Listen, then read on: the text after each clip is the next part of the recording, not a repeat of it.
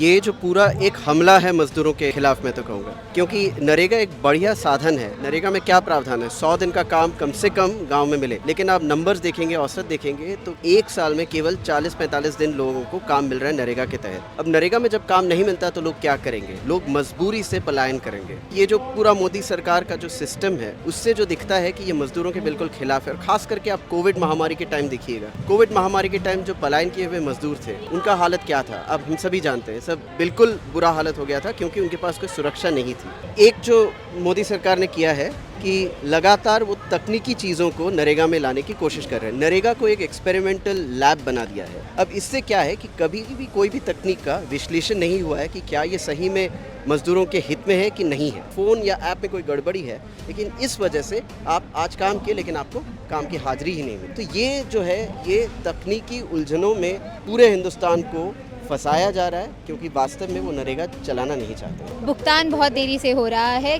Budget बहुत कम है। अगर आप देखेंगे कि अभी जो बजट है इस साल का और पिछले साल का, वो पिछले 10-12 साल से सबसे कम है एज प्रपोर्शन ऑफ जीडीपी। जो ज़मीनी स्तर पे जो सच्चाई है, ना काम मिल रहा है, ना समय से भुगतान मिल रहा है। जो नरेगा का जो एक्ट है, जो नींव है, वो कुचली जा रही है। बीजेपी के पिछले 10 साल में नरेगा का डाउनफॉल होता जा रहा है, होता जा रहा है और होता जा रहा है। 7 करोड़ मजदूरों का जॉब कार्ड पिछले 1.5 साल में डिलीट हुआ है, जो जिंदा हैं और चाहते हैं कि हम काम करें, क्योंकि उनका जॉब कार्ड डिलीट हो गया, वो काम नहीं कर पा रहे। काम की मांग 15 दिन में दिया जाए, 15 दिन में भुगतान हो, भुगतान ना मिलने पे बेरोजगारी भत्ता हो। जो नींव है, जो 10 प्योर एक्ट है नरेगा के, उसका उल्लंघन करे जा रहे हैं और नई तकनीक लाए जा रहे हैं। कोई यहाँ पे लोग बोल रहे हैं नरेंद्र मोदी मॉनिटरिंग सिस्टम, क्योंकि उसमें आपको बोल रहे हैं कि आपके पास आपका फ़ोन होना चाहिए, आप उसका कनेक्टिविटी ध्यान रखिए, आप उसका रिचार्ज कराइए। पिछला अगर पैसा देखेंगे तो सोशल ऑडिट को बिल्कुल पैसा नहीं दिया गया है। देखिए, ये जो पूरा एक हमला है मजदूरों के खिलाफ, मैं तो कहूँगा, क्योंकि नरेगा एक बढ़िया साधन है। नरेगा में क्या प्रावधान है? 100 दिन का काम कम से कम गांव में मिले, लेकिन आप नंबर्स देखेंगे, औसत देखेंगे तो एक साल में केवल 40-45 दिन लोगों को काम मिल रहा है नरेगा के तहत। अब नरेगा में जब काम नहीं मिलता तो लोग क्या करेंगे? लोग मजबूरी से पलायन करेंगे। पलायन करेंगे तो शहरों में जाएंगे। शहरों में उनके पास ठीक से रहने की जगह नहीं है, कोई सामाजिक सुरक्षा नहीं है, और साथ में एक और नुकसान ये होगा कि जो बच्चों की पढ़ाई है उस पर भी असर करेगा। और ख़ास करके महिलाएं अगर पलायन करती हैं तो महिला पर भी सुरक्षा का काफ़ी प्रभाव पड़ता है। तो ये जो पूरा मोदी सरकार का जो सिस्टम है, उससे जो दिखता है कि ये मज़दूरों के बिल्कुल खिलाफ है। और ख़ास करके आप कोविड महामारी के टाइम देखिएगा, कोविड महामारी के टाइम जो पलायन किए हुए मज़दूर थे, उनका हालत क्या था? अब हम सभी जानते हैं, सब बिल्कुल बुरा हालत हो गया था, क्योंकि उनके पास कोई सुरक्षा नहीं थी। जब वो वापस गांव आए तो केवल उनके पास 2 ही चीज़ थे, एक NFSA यानी फूड सिक्योरिटी एक्ट और एक नरेगा। अगर ये 2 नहीं होते तो सोचिए कितने बड़े तादाद में हिंदुस्तान में क्या हो गया होता। देखिए, हाँ, ये एक जो मोदी सरकार ने किया है कि लगातार वो तकनीकी चीज़ों को नरेगा में लाने की कोशिश कर रहे हैं। नरेगा को एक एक्सपेरिमेंटल लैब बना दिया है कि अच्छा, इसमें हम ये तकनीक भी घुसा दें, उस पर वो तकनीक भी घुसा दें। अब इससे क्या है कि कभी भी कोई भी तकनीक का विश्लेषण नहीं हुआ है कि क्या ये सही में मजदूरों के हित में है कि नहीं है। अब ये NMMS जिसकी बात कर रहे हैं, ये ऐप है। आप ही सोचिए कि अटेंडेंस के लिए, हाजिरी भरने के लिए जब वर्क साइट में जब मजदूर जाते हैं तो उनको 2 बार आना पड़ता है। एक बार पहले सवेरे जब काम करते शुरू करने के टाइम, फिर 4 घंटे बाद उनको वापस आना पड़ता है। अब खास करके महिलाओं के लिए ये 4 घंटे में वापस आना बड़ा मुश्किल का काम है, पहली बात। दूसरी बात ये कि ये जो फ़ोटो लेते हैं, ये फ़ोटो लेके पहले तो नेटवर्क होना ज़रूरी है, दूसरा स्मार्टफोन अनिवार्य है। कितने लोग अब ये फ़ोटो के लिए कई सारे जो नरेगा मेट हैं, जो भी महिलाएं हैं, उनको स्मार्टफोन ख़रीदना पड़ा। अब सोचिए, जिसको ज़रूरत नहीं है उनको ज़बरदस्ती आप बोल रहे हैं कि नहीं फ़ोन खरीदिए।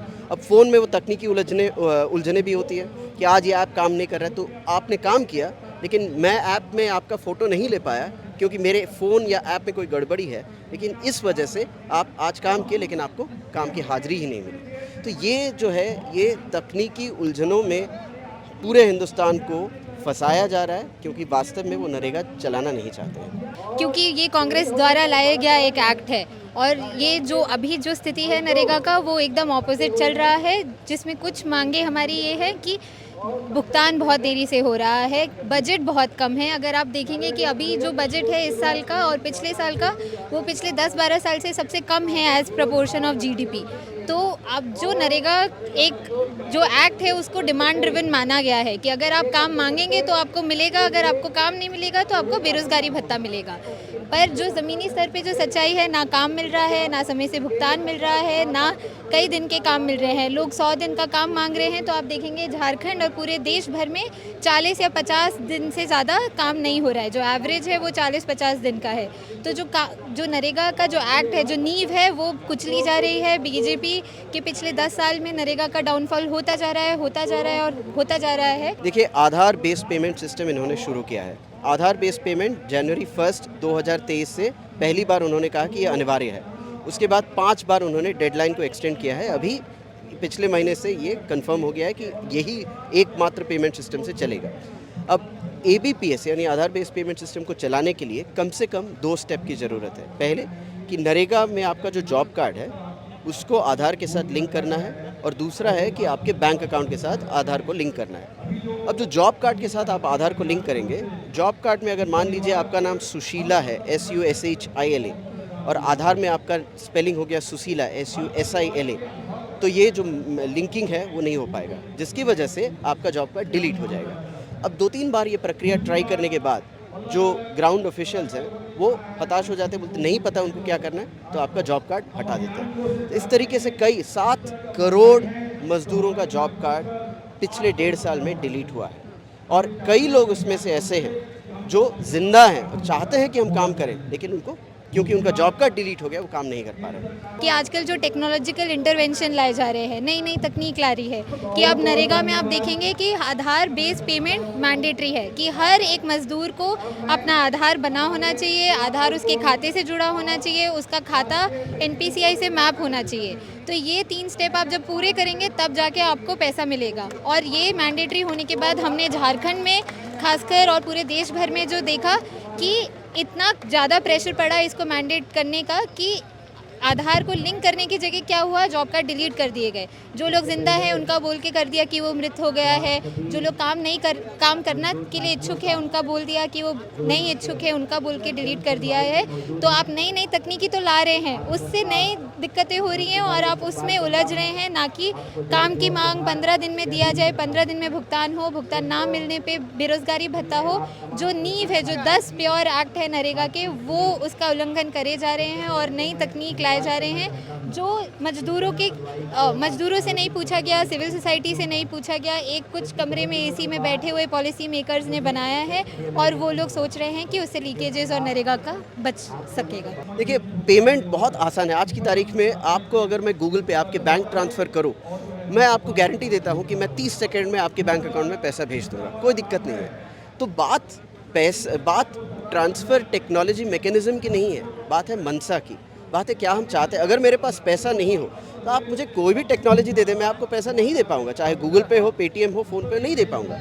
लेकिन अगर मेरे पास पैसा है तो मैं तुरंत कर दूँगा। तो बात टेक्नोलॉजी की नहीं है, बात पैसे और मनसा की है। तो अब तकनीक 2 तरीके की आ रही है। एक तो जो आधार बेस्ड पेमेंट मैंने आपको बताया, और जो दूसरे तरीके का आप बात कर रहे हैं वो है NMMS, national mobile monitoring system, जिसको यहाँ पे लोग बोल रहे हैं नरेंद्र मोदी मॉनिटरिंग सिस्टम, क्योंकि उसमें आपको बोल रहे हैं कि आपके पास आपका फ़ोन होना चाहिए, आप उसका कनेक्टिविटी ध्यान रखिए, आप उसका रिचार्ज कराइए और आप जाके फिर उसमें हाजिरी लीजिए। ना उसकी कोई प्रॉपर ट्रेनिंग हुई है, ना रिसोर्सेज दिए गए हैं।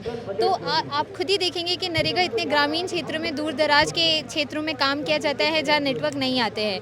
वहाँ पे लोग बोल रहे हैं कि वो यहाँ काम चल रहा है, कहीं और जाके वो हाजिरी ले रहे हैं, और हाजिरी किसी की भी आप लगाओ, कोई मॉनिटरिंग नहीं देख रहा है। पर अगर आपका असली मुद्दा है कि पैसे, करप्शन बहुत हो रहा है, लीकेजेस बहुत है, तो सोशल ऑडिट है, एक मैंडेट है आपके एक्ट में, आप उसको मजबूत कीजिए। आप पिछला अगर पैसा देखेंगे तो सोशल ऑडिट को बिल्कुल पैसा नहीं दिया गया है। तो जो ऑलरेडी इंस्टीट्यूशन है, जो सिस्टम है, आप उसको स्ट्रॉन्ग करने की जगह नया टेक्नोलॉजी ला रहे हैं, उसमें एक्स्ट्रा पैसा ला रहे हैं, और वो बिल्कुल मजदूरों के हित के अगेंस्ट है। आपने कोई ट्रेनिंग नहीं दिया। आप खुद ही देखिए कि आप बोल रहे हैं 90% के पास स्मार्टफोन है, वो एक स्मार्टफोन होगा हर घर में। वो जो महिला मेट होती है, ज़रूरी नहीं है कि उनके पास एजेंसी हो उस फ़ोन का।